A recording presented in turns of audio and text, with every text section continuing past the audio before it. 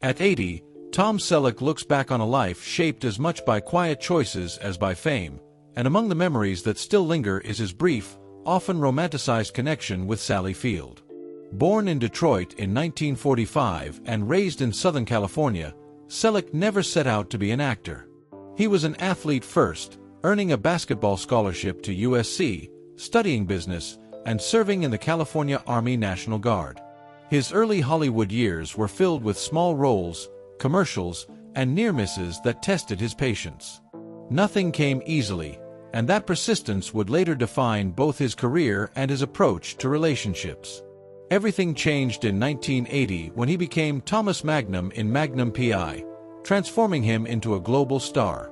But just before that explosion of fame, his personal life was in transition.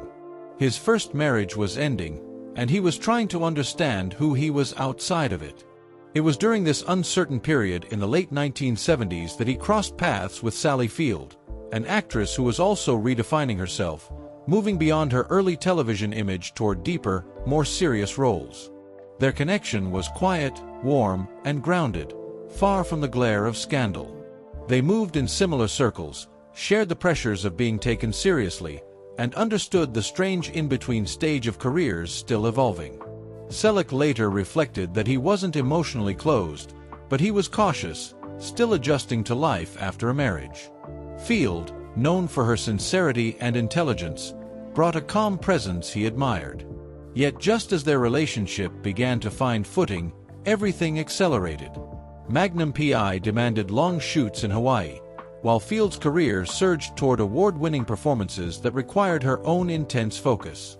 There was no dramatic breakup, no betrayal, only the quiet realization that timing was working against them.